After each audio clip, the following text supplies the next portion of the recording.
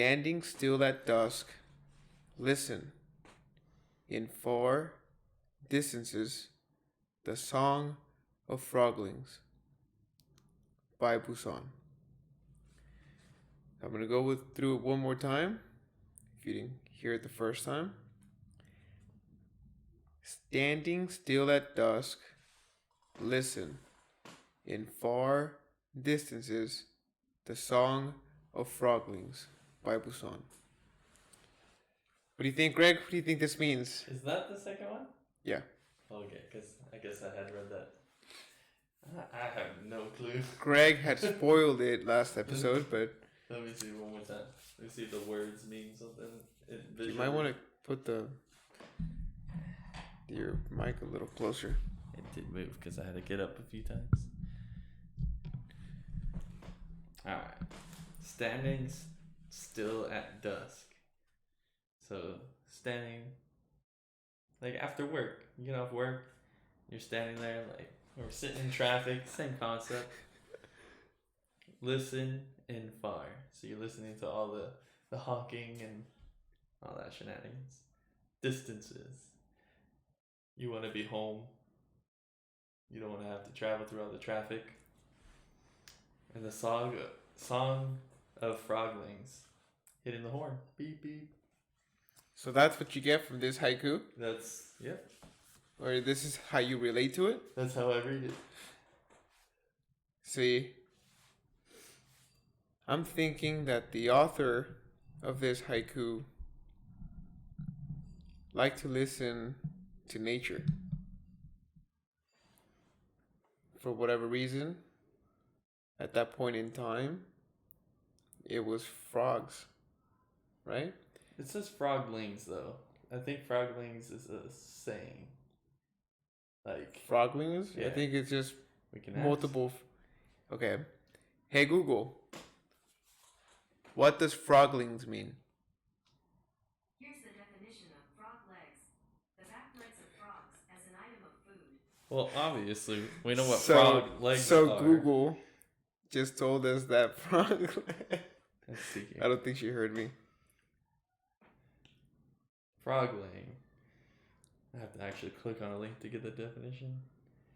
A young or little frog. So the sound of baby frogs. Okay. Anyway, I think the way I interpret it is that you need to stop and listen to your surroundings and take it all in. Maybe this guy was meditating. It seems like he might have been meditating at the beginning of his day. Dusk is end of day. Oh, or at the end of the it's sunset. Yeah. Yeah. So maybe he finished, like you said, he finished a hard day of work, and then for a moment there, he stood in silence and just listened to the froglings. It's almost like these stories or these haikus, they leave out just enough information where it's like they give you a whole story, but they leave out the parts of the story that weave it together. That's exactly what it is. But you can still picture and make sense of what they're trying to say. Right? It's like a meme. A meme doesn't tell you everything, but you can relate to it. Right? I guess. It doesn't give you full sentences, but for some reason it makes you feel a certain way. And then you can relate to it. I think it's the same concept. I think that's why memes work. It's using the same concept, huh? Yeah. Well, that goes back to me saying all the time, everything's the same. Just in a different look. Yeah, I still don't get what you mean by that, but we can go into that a little later. So this year, I signed up for the third year in a row for Reddit Gifts, Secret Santa, and my presents came in. So for whoever can see on the video, I'm holding up, or whoever can't see, you're listening rather, I got a coffee cup from Los Pollos Hermanos, which is the chain restaurant that Gus owned in Breaking Bad. That's really cool. I could or could not be sipping coffee or water. You know? What else are you sipping? Some Coca-Cola? I also got a really cool book called Atlas Obscura, the second edition. It's a New York Times bestseller by Joshua Ford Dillon. Basically, it's an explorer's guide to the world's hidden wonders. And because I hope to start traveling in 2020, now I have something to refer. What the heck is that? Is that a monkey's butt? No, it's 60-pound fruit. Oh, so Seychelles. Mm-hmm. It's the 60-pound fruit known as the love nut. It actually looks like a camel toe. But basically, it has a lot of secret. Like it says, there's a lot of wonders that you may not know about or ever heard about, and it's kind of like a guidebook in how to travel there, what to see, cool things you should check out. So definitely, I love this gift. Yeah, because I keep hearing people that say that they want to go and travel, that they finally traveled somewhere, like let's say, like the Leaning Tower of Pisa. Mm-hmm. You get there and then you see everyone trying to take that picture of holding it up, and you go for this building and it's just like a normal building with an elevator in it that happens to be crooked, and you just kind of, it's not as like worth going to see. Where if you go to something like Niagara Falls, it's always different, it's always changing, and it's not something that someone created. So, well, I mean, that could be argued, but I'm hearing what you're saying, right? so like, But I think there's two things there. I think that what you mean is that the Tower of Pisa is or has become a tourist trap, right? yeah, And well, I would say that Niagara Falls is the same. But and then you made another point that one is architectural design by humans and the other one is just nature. yeah. So which one? So much of that stuff is just normal now that you don't worry about it. Like cars are ridiculously cool, but no one cares about majority of cars now. Okay. So it's like, but it's like people who But yeah. Hang on. Before you segue into another metaphor, help me understand what you're referring to about people traveling to the Tower of Pisa. Well, so it's just becomes another building. Like they finally see it, they think that it's worth all this time and money to go see, and then it's just a building. Okay. So it's almost more or less like you can still have a good trip. Like you went somewhere that you haven't been before, but that part of the trip that was like maybe the main reason to go to that area just seemed like more of a waste of time. Like they would rather have gone to like a restaurant or like some kind of event that only happens. It's like Spider-Man, how this last one, The Far From Home. When spoilers alert. when they were at that one, I don't remember where they were, but it was like one of the biggest parties of the year. But then they got free tickets to the opera. Mm-hmm. So they went to the opera instead of going to this party. And the party only happens in this city. They do huge events, but they just went to another opera. Yeah. Okay. Well, It's like that. It's like a lot of wasted time on something that, I mean, Well, sure, I there's think only one Tower of Pisa, but it's just another building. Like, unless you're like going there because you want to know the history of it, but I mean, I think that there's two ways to look at it. There's that way, and then there's the way that, sure, let's go and see the Tower of Pisa.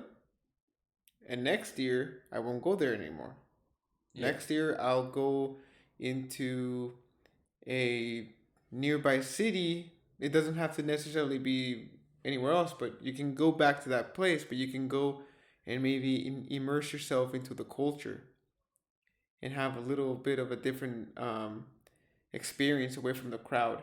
Mm-hmm. In fact,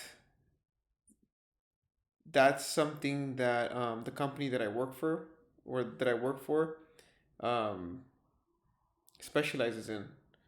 We like to take people away from the crowd only because everybody like you said it becomes so uh, traveled and tourist. It's like a tourist trap in many places that it loses its value. And so we would rather immerse you into the culture in a local village where you learn about the people, the culture, and everyday life there. And sometimes, people find it more meaningful to acquire that experience over going to the main tourist attraction in whatever city. Um, so that's why I find this book really interesting because I already think that way. I wouldn't I wouldn't mind like seeing the Eiffel Tower, but I also wouldn't mind going to a local coffee shop and see how life revolves around that coffee shop. You know? Mm-hmm. So I'm kind of like in torn. I would like to do both things, but It's more the one of the biggest things I always hear when people go to Mount Rushmore. They're just like, oh, like it's smaller than I thought it was. Like everyone is just like, it's not worth the trip. Like I haven't heard of one person who's like, "Well, it's fantastic, it's awesome, it's cool." Like everyone's like, it was kind of a waste of a trip. yeah. But see, if you're going there as you think that this is going to be your highlight of the trip, I mean that in itself is a big disappointment. I would want to go, but I would want to experience the whole experience in full, everything, take everything in, you know, enjoy the journey, and then okay, we went to Mount Rushmore. Well, what else is around here?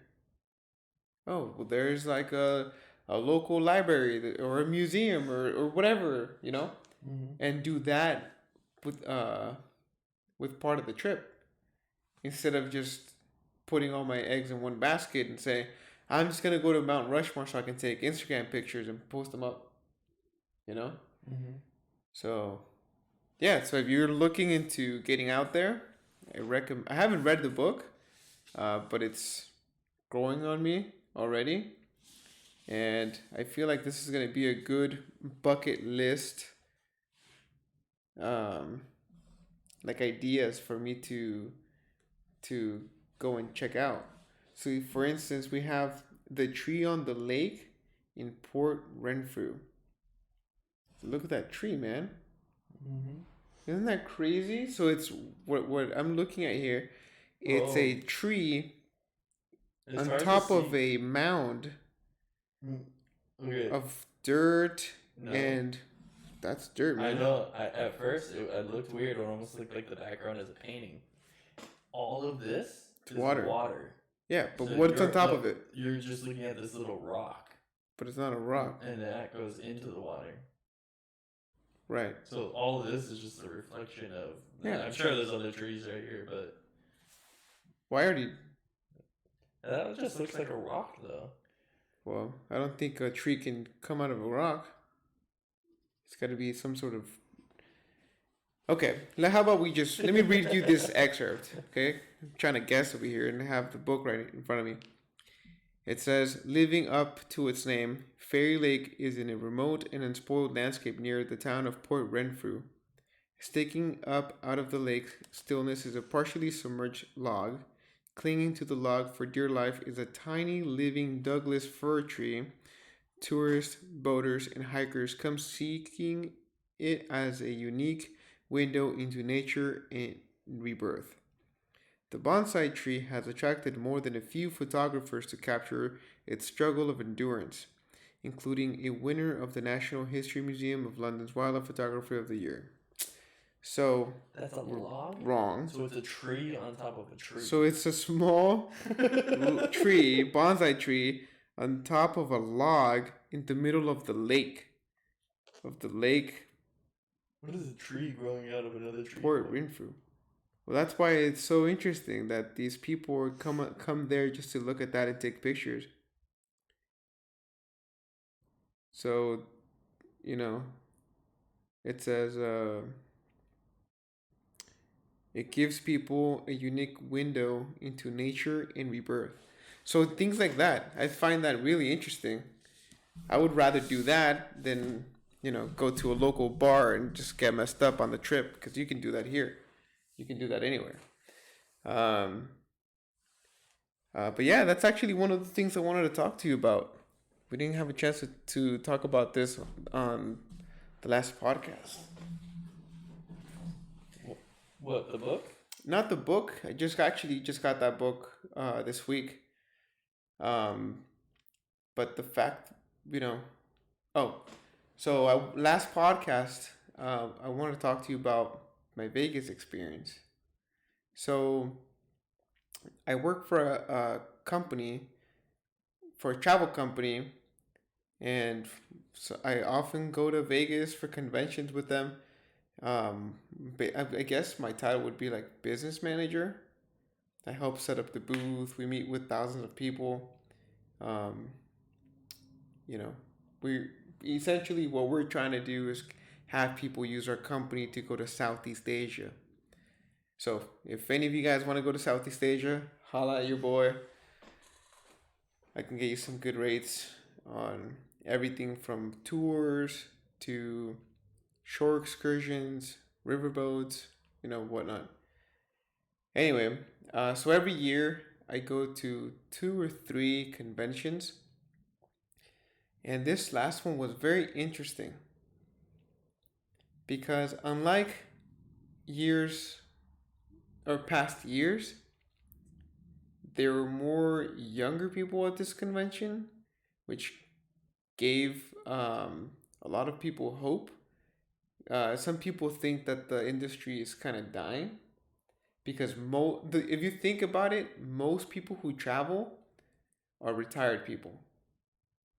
So it could be, particularly here in the U.S., they're like the baby boomers. They're on their way out. They want to experience some things in life before they leave. So they travel. Most of our generation's too busy working, or we have other sort of responsibilities. Or another funny thing is that Americans really don't travel that much. We tend to stay here. Mm-hmm. So I found it interesting that this year I saw more like younger people my age in the travel industry, which is a good sign that it's still going strong. Don't a lot of people use jobs like that though to get the free traveling? Sure. Like that's what I heard. A lot of flight attendants, they decide that they want to start traveling, so they start doing the international flights, because with those you fly one way, stay a couple days, fly back, or you're at their whim. So it's you can get your free-ish vacation. You get your free travel, and so then they just go around, and then after a year or two, they move on. Yeah, I think that's a good deal. You travel for free via airplane, and most of the time the airline pays for your hotel. Yeah. So you're they may even give you food allowance. I don't know how that works. I've never really looked into it. Maybe. But imagine you're getting a free trip, you know, and sometimes you can go to a destination and stay there for a week, and then take a separate flight back home. If you have any control over that. Well, I'm sure you have some control. Because it's like, I've heard issues with it too, that it's like, you fly there and there's a flight right back, and you gotta get right back on it, and it's like a 16-hour shift. Because you get off the airplane and you get back on. So like I have heard that. I mean, you can do it both ways, but I think it's more or less luck, in the sense of if you get to stay there or not. Yeah, who knows? But I'm sure you get plenty of free airline tickets or airline mileage that you could use for personal trips. If you're working. Yeah, well, not if you're Well, they working. I give mean, it like you if take you pay your, for it. let's say you take a vacation. I'm sure you get to fly for free. You get some sort of perks. I don't know about flying for free. Oh, I'd imagine. Yeah. But anyway, you said you like a couple podcasts ago you told me that you went to Peru, Chile, Mexico, and where else? I guess that's it. What? How old were you? For that one, I want to say 15. Did it leave any lasting 16. impressions? And lasting? No, but I mean,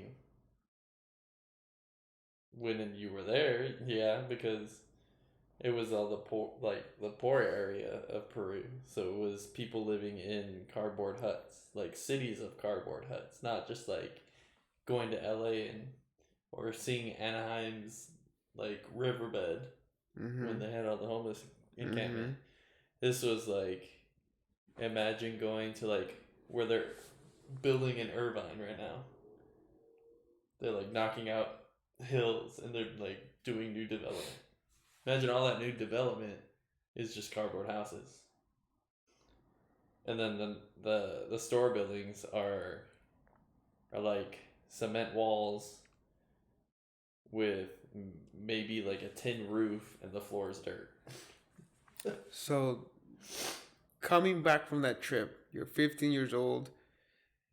Did you think how lucky you are to Yeah. be living in Orange County?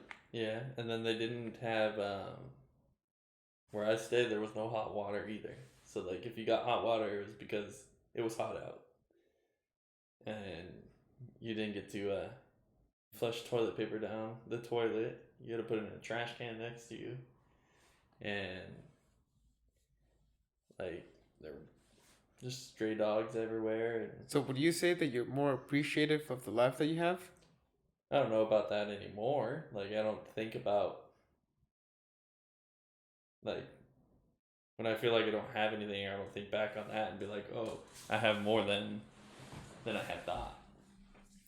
Feels like you need to take another trip.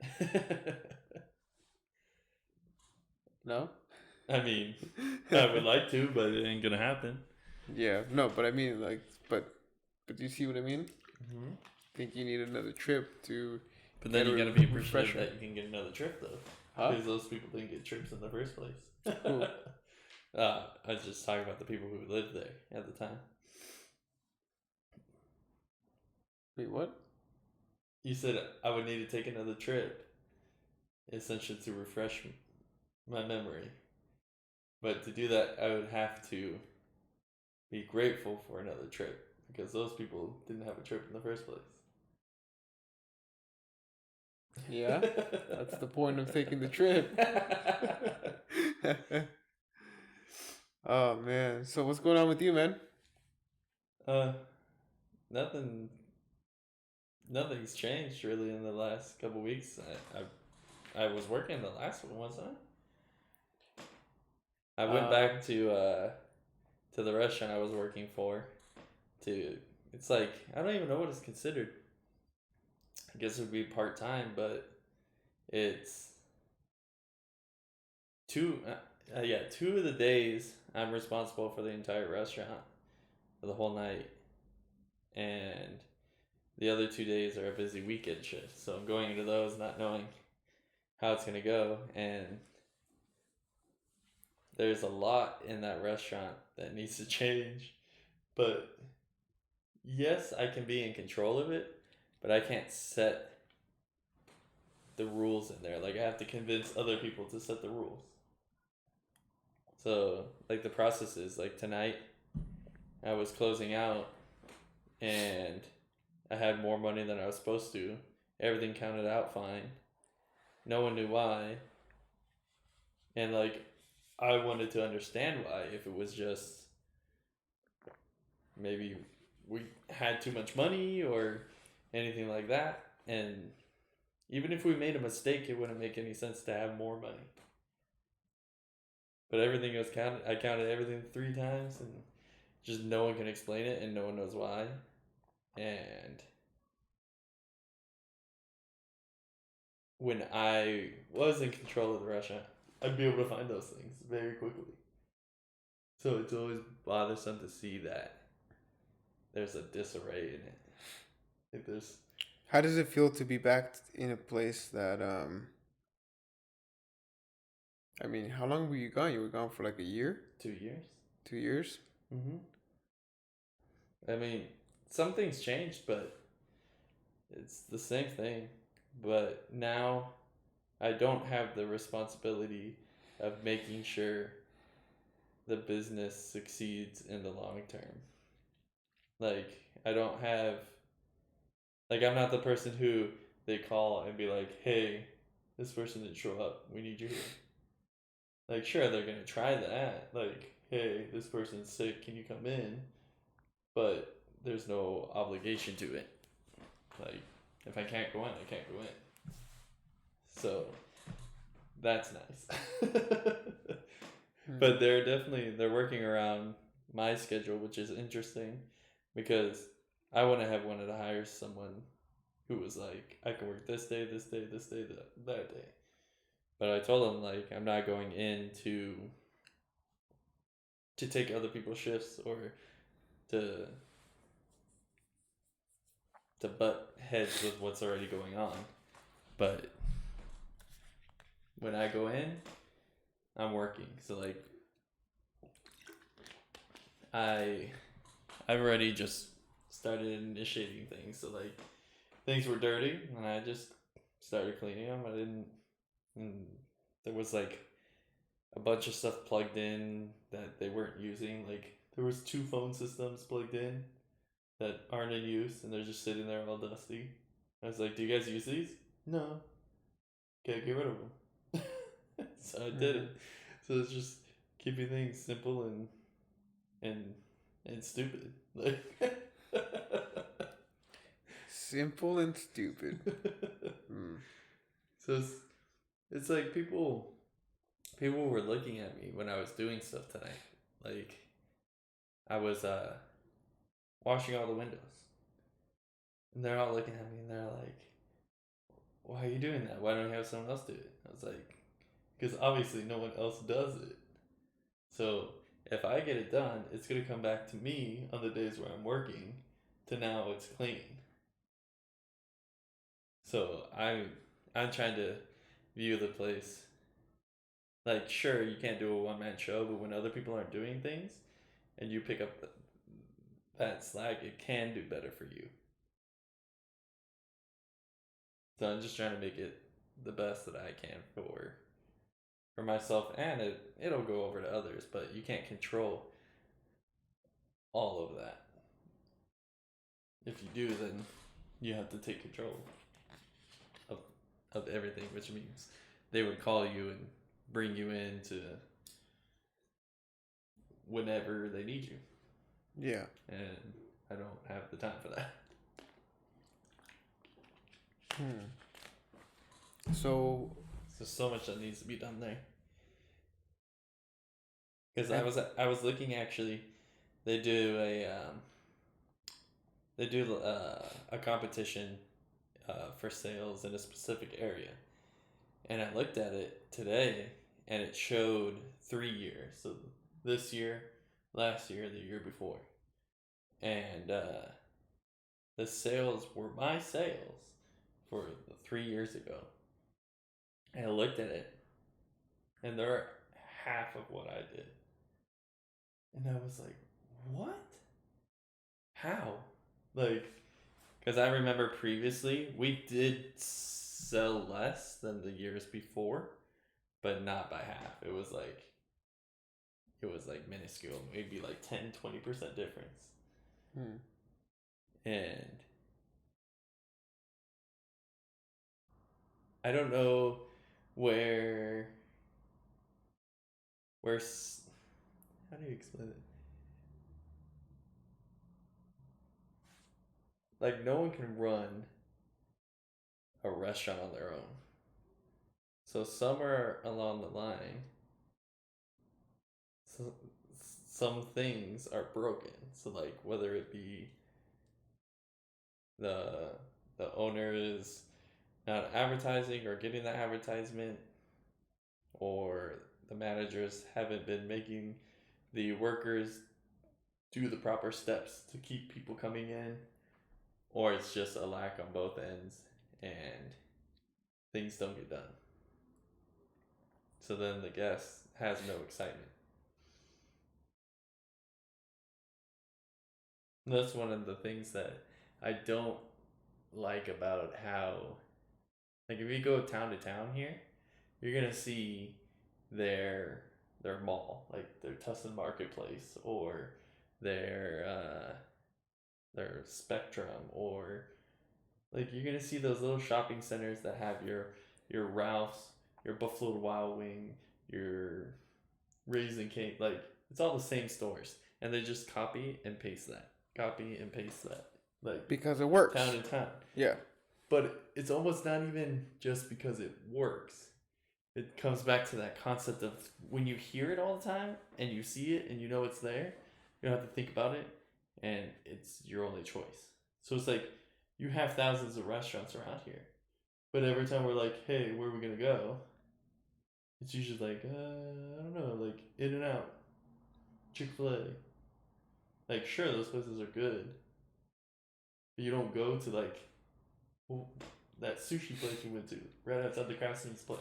Yeah. You know, Okay. like, I'm gonna go there because there's not enough talk about it. There's not enough remembrance about it. There's not enough like beating in your head. Well, I think that's partially true, but also with that it come you know that those places are consistent with the food.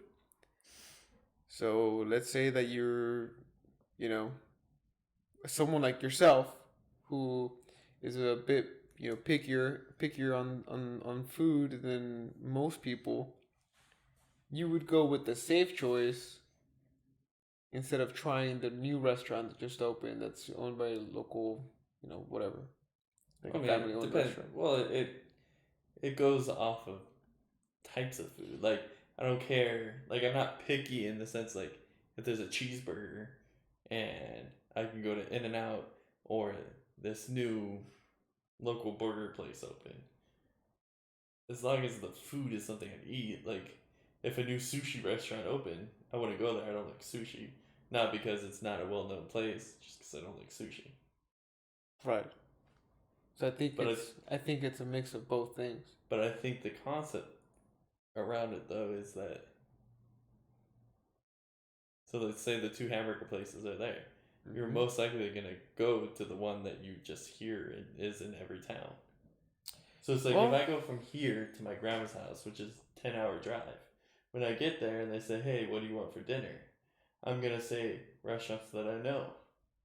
They got a hometown buffet, but there's a small Mexican restaurant there, family owned. Mm-hmm. That is our favorite place to go.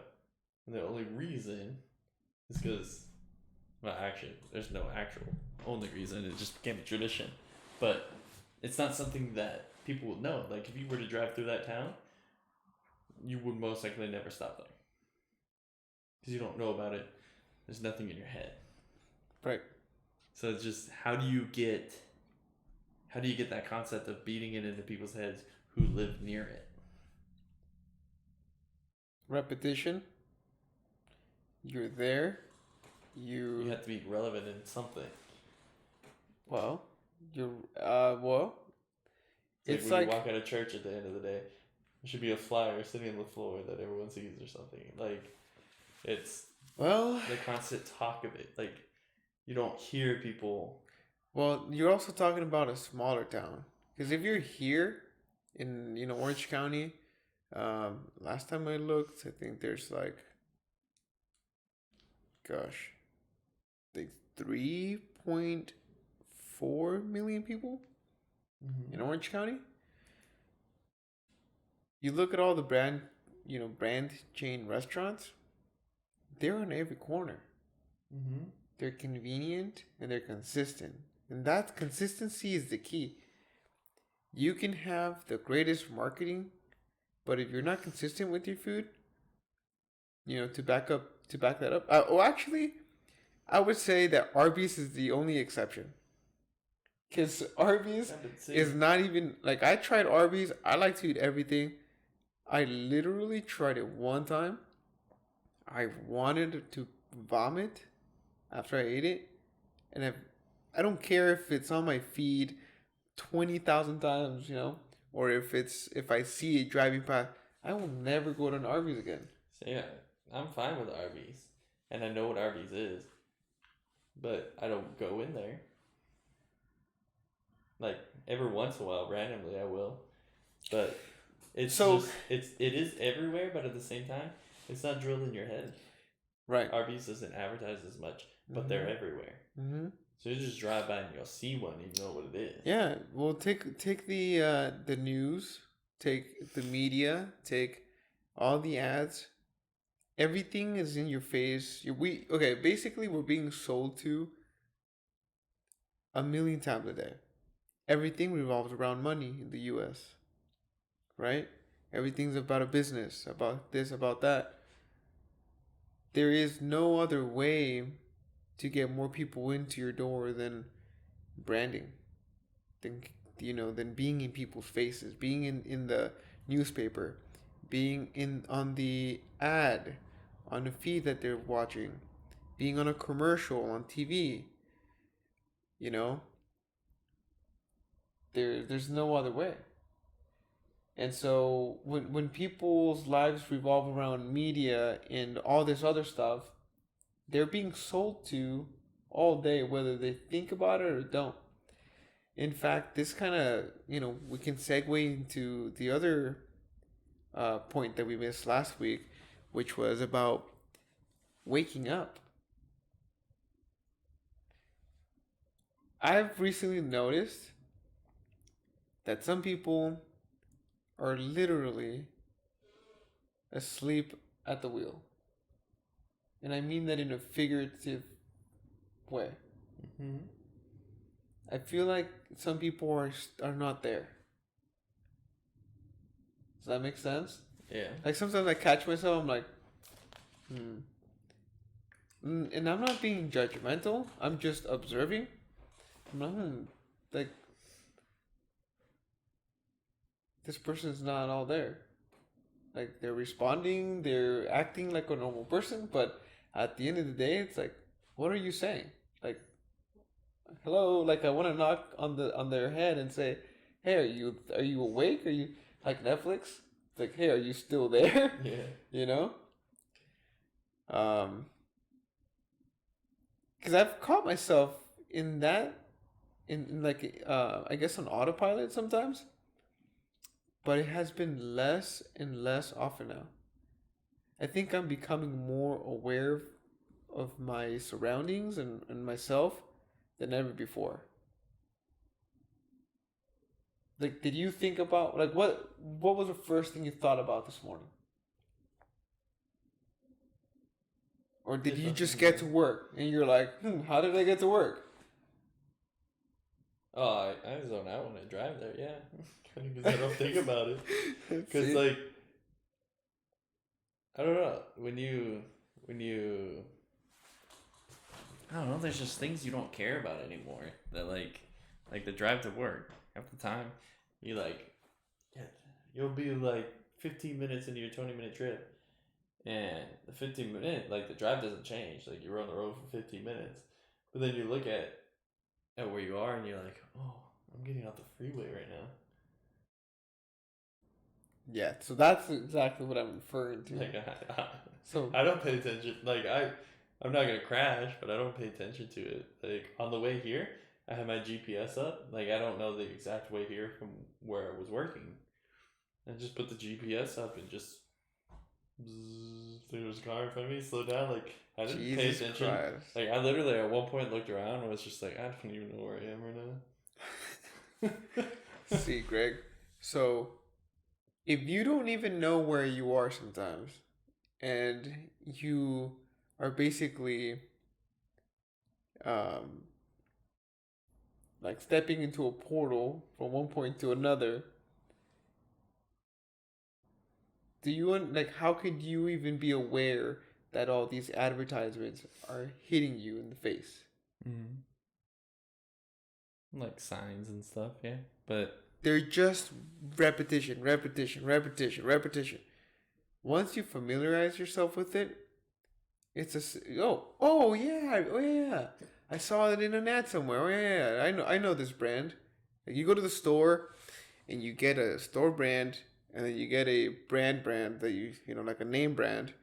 You're like, oh, let me go with this name brand because this name brand, you know, it's they say on TV that it does the job, and I know that this store brand may say that it's the same, but I don't necessarily believe them because I think it's cheaper, and it's cheaper. So the more expensive one is obviously the best choice.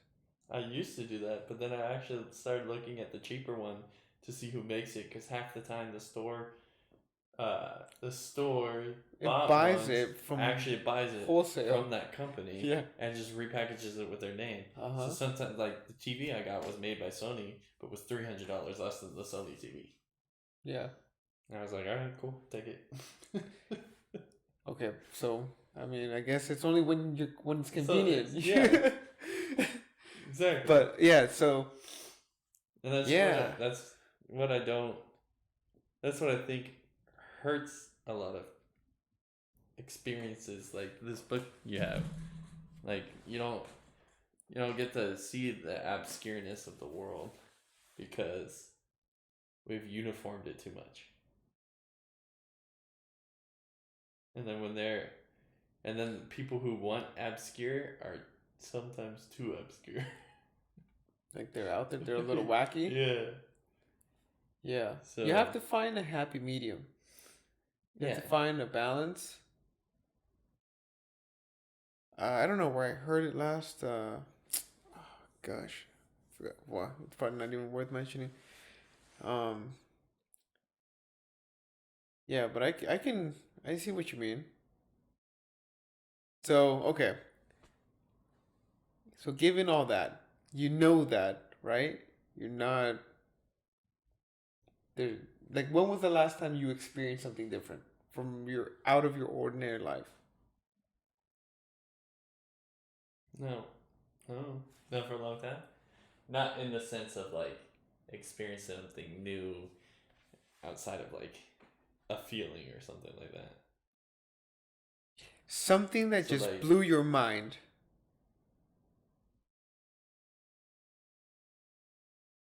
You know, there was something the other day, but I can't even remember what it was.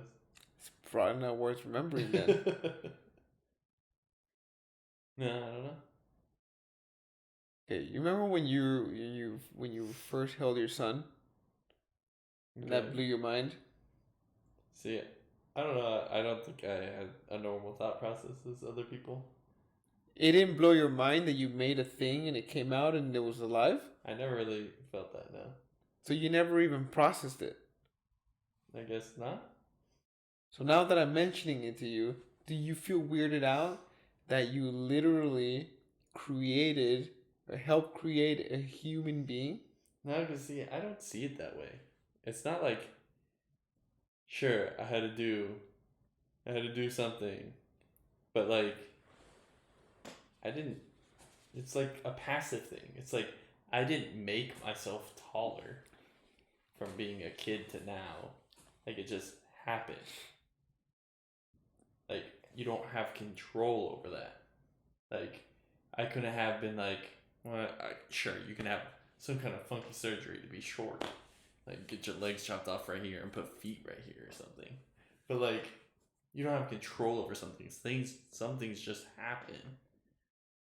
Like you can have I get what you're saying, but given that, it's still, if you think about what's happening at that point in time, it didn't blow your mind.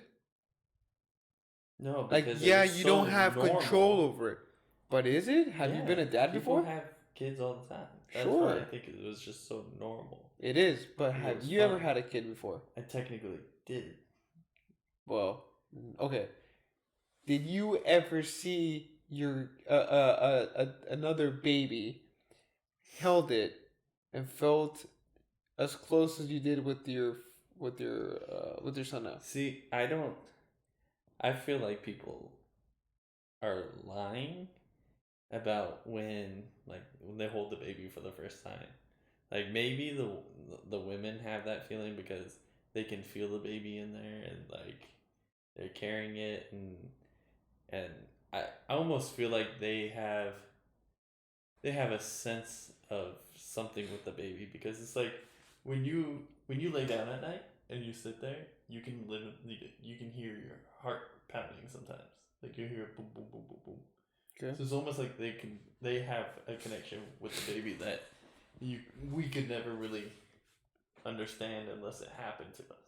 Mm-hmm. So I think for them they can have the feeling of when they first hold the baby, like of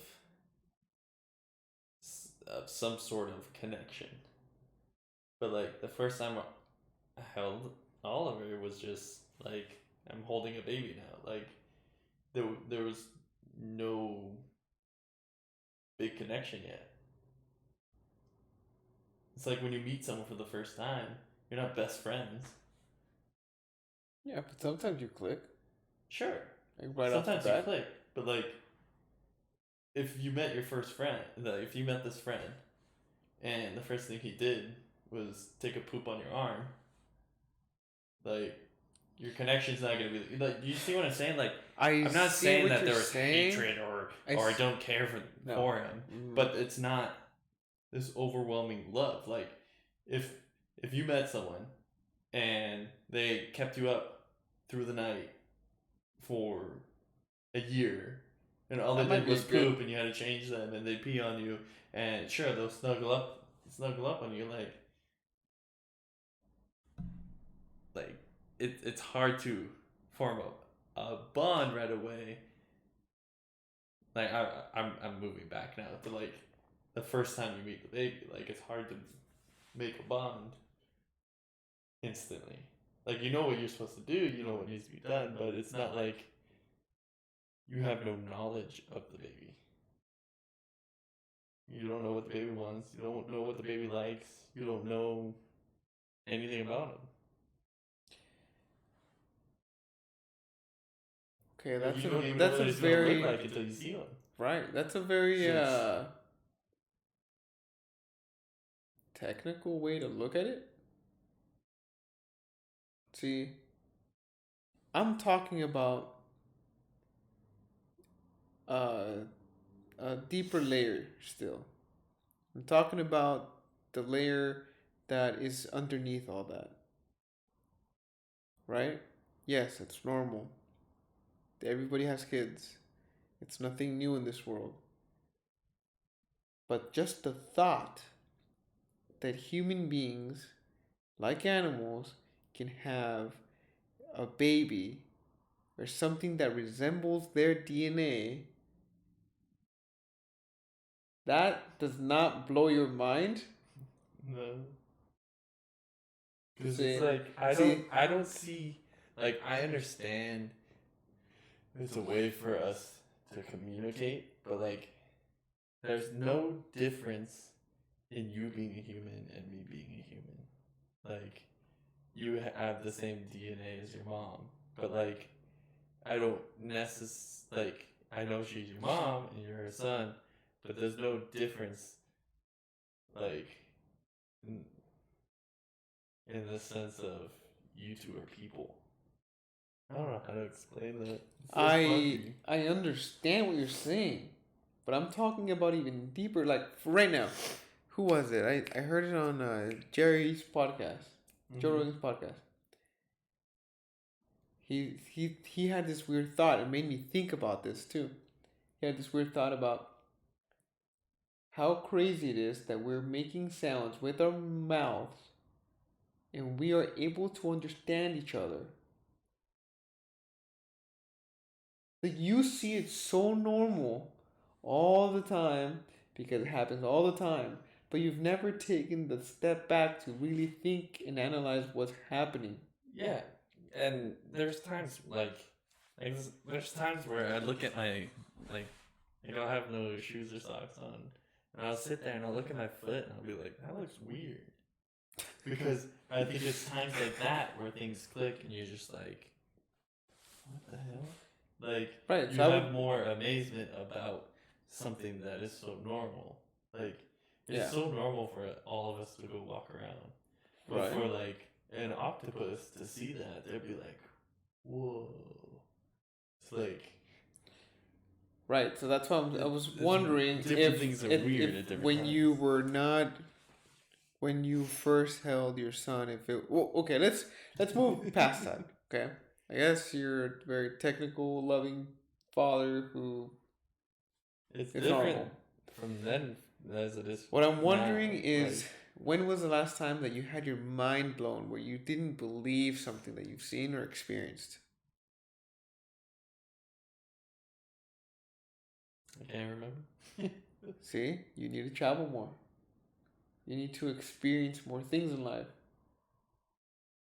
I'm only saying that as a friend, and I'm also projecting because, um, in a way, I feel the same. I feel like we've been here in Orange County for too long, that we need to go out there and see the world. So, in a sense, I'm also projecting when I say that. Recently, I started driving my motorcycle again, and it really put me in a different perspective because for the length of the drive, the first drive, Mm-hmm. because when was the last time I rode a bike? Maybe 2 years ago. For 2 years, I was just driving. Yeah, I have my car stick shift or whatever. It's different than automatics, and you have to be in the moment in order to drive a stick shift because you need to be present and oh, what gear am I in? Blah blah blah, blah, right? There's more things going on. But now, going back and riding the motorcycle, it put me in this weird um, place in mind. Like I had to not only be aware of the gears, I had to be aware of how much gas I'm using because the it doesn't have a gasoline gauge. So I have to kind of think about how many miles I have left on the tank Mm-hmm. before I go and fill up again. But now I have to be even more aware of myself, my body, and the extension of my body, which is the motorcycle, Uh-huh. alongside with all the drivers and what they're doing. Where are their blinkers? Are they stopping? Are their tires pointed towards me? Like what's happening? So basically I was put into this state of mind of the now, which is actually, I've been reading, I think I mentioned it back on another podcast that I've been reading The Power of Now, um, by Eckhart Tolle. I think that's the author's name. and how you need to be more mindful. And basically, he teaches you how to be mindful. At this point in time, when I'm riding the bike, dude, I was just like, wait, what am I doing? I'm riding on this motorcycle thing that humans created. I'm going 70 miles an hour, and there's literally no protection but a helmet. So that in itself blew my mind. I was like, whoa. And it kind of humbled me again. Yeah, I don't understand motorcycles. It's like But you had a They moped. put- well, no, You they- had a moped they put for like the longest time. restrictions on all these cars, and you gotta have a certain crash rating, but then you just throw a motorcycle on with a guy in a helmet. Like, what's the crash rating is on your motorcycle? If you get in one, you're dead. Well, nowadays in Orange County with the traffic that we have resembles LA. If you guys have ever been to LA, it's actually getting pretty bad. I feel like accidents are less likely to happen during traffic hour because cars are moving a lot slower than in an open freeway where cars are just going 80 miles an hour, taking passing slow drive whatever. There's a lot more stuff going on with an open freeway than there is with a like jammed freeway. Well, usually you get one accident that can be really bad, and then you get a bunch of small accidents. And then you're going to get a lot of motorcycle accidents because it's jammed. And you get the motorcycles going through the middle lanes at slow traffic, and these people don't look at the motorcycle, but the motorcycle's going like 60 where everyone else is going like, it's just rolling. Well, I And wouldn't they go pop out. 60. I don't go 60. That's one of the things that you have to be more mindful. There's some people who just are so used to riding motorcycles that's all they do, that they think that they're in control. See, I feel I'm still scared, so I take it easy, and I only split lanes when I'm like, okay, these people are definitely not moving, you know. But if I see someone kind of like, you kind of rev up or beep, or I drive with my high beams all the time to make myself more visible. So I'm scared. There's some people who aren't scared. The people who aren't scared, their mind's not all there. Because if you're not scared of falling off your bike at 70 miles an hour going through traffic, where's your mind? You know? Okay. Yeah, so that's one of the things that I've been dealing with right now. Just Or at the same being time, more mindful. their mind is there, and they realize that they got no choice. Like, if you get hit, it's not your fault. Sometimes. yeah, but if you die, it's definitely your fault. No. Dude, if you're on a motorcycle and you're going 70 miles an hour, splitting traffic, you more than likely it's I think that there's an actual statistic that I've heard about, that it's usually the motorcyclist's error that caused the accident. Because as a rider, you're supposed to assume that people can't see you. Mm-hmm. So don't be passing cars if you aren't sure if the person saw you or not. Kind of, you get in the back, rev the bike, whatever. Once they start moving a little bit, then you can go. Yeah, I almost never see motorcycle drivers riding to where they want people to see them. So what is it again? You wanna drive to where one of the mirrors clearly sees you or something? Yeah, I go on both. I You literally do the far left side, right? Because the driver will look at their mirror, They may not look at that one, but they'll look at this one. I do both. So let's say that I have traffic on the right lane. Let's say I'm on the carpool. There's traffic in the right lane, and I'm moving behind a vehicle on the carpool lane. If I'm alone, like in that section, and there's cars in front of me, I will literally go from side to side at least a couple times to get their attention with my high beams. Typically, they're like, oh, they move a little bit. Typically, then I'll go. But there's times where cars are just stuck.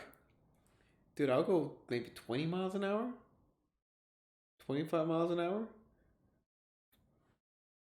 But at that speed, it'd be really hard to.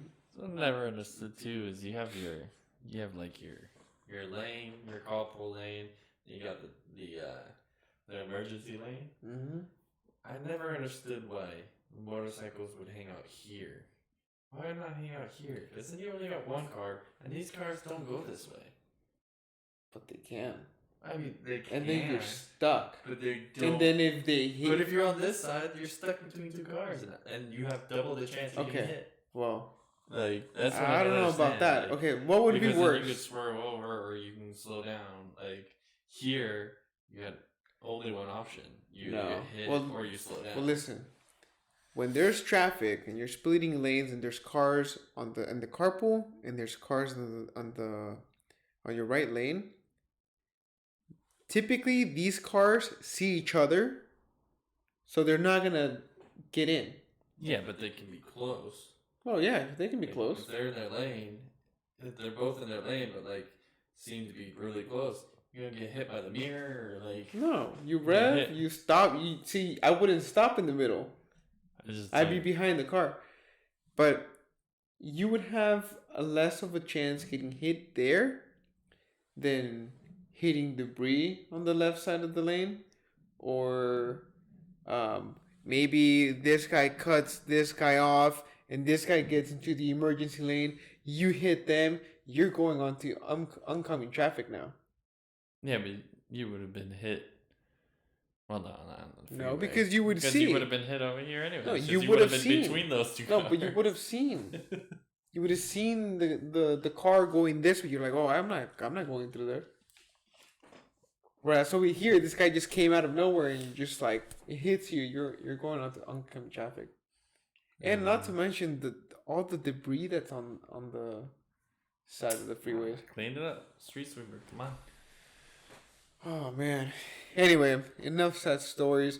Before we go, I'm gonna read you guys a little excerpt from a little book called Heart of a Buddha. The author is Master Ching Kung. And yeah, let's see what the first little page says. I'm not even gonna try to say it in Taiwanese, so I'm just gonna give you the English interpretation. Is it Taiwanese? Isn't it just says Thai? Printed in Taiwan, so I am assuming that it's Taiwanese. It's just Thai. Printed in Taiwan. I mean, Buddhism is not one religion; it's all over the place. Taiwanese is the language, no? From Taiwan. Yeah, but I thought it was just. No, Thai is from Thailand.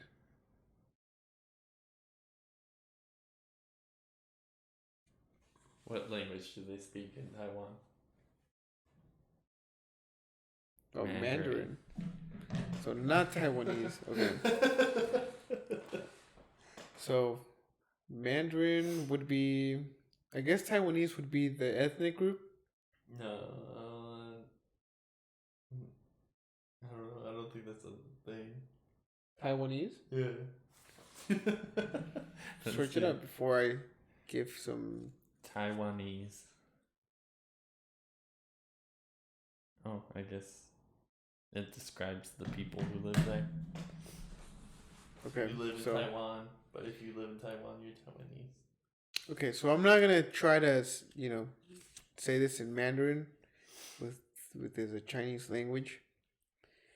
Um. Anyway, here we go. To close out the podcast, I'm gonna read a little excerpt. We are what we think. All that we are arises with our thoughts. With our thoughts, we make the world. And on that note, have a great day. We'll see you next week. Enjoy the holidays, if you celebrate it or don't. Have a good night. Have a good night, guys.